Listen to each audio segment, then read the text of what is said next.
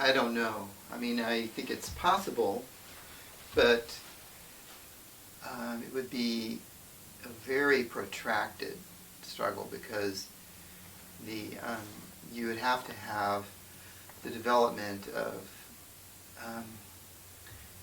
very large, massive working class based movements and a development of much more broad acceptance of a kind of, militant, anti-capitalist consciousness within the working class. And for the first world countries, this would have to be very protracted because all the countries are very far away from that now, I think.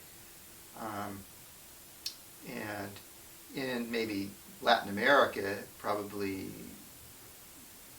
there's more of a tendency in that direction towards radical anti-capitalist consciousness there. So I could conceive of some kind of a revolutionary upheaval occurring in South America before I could in the U.S. or Western Europe. But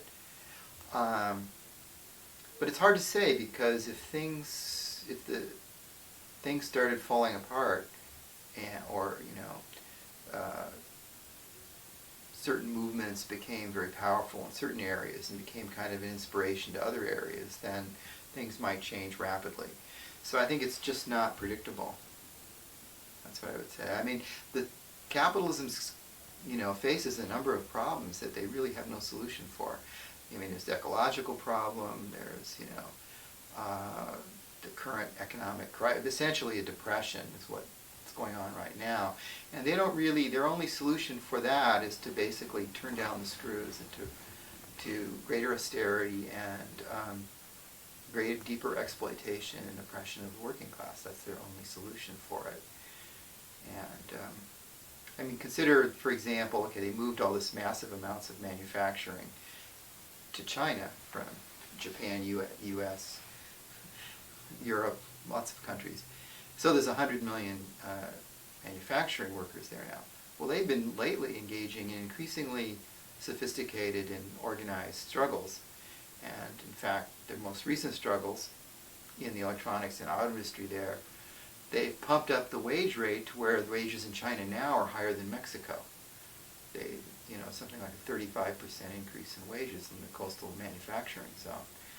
Well, that movement could, in principle, become out of the control of the Communist Party in the sense that it could overthrow the government. I mean, and that's of course what the communists fear, is workers' movement there, an independent workers' movement there, becoming coordinated and more developed on a large scale.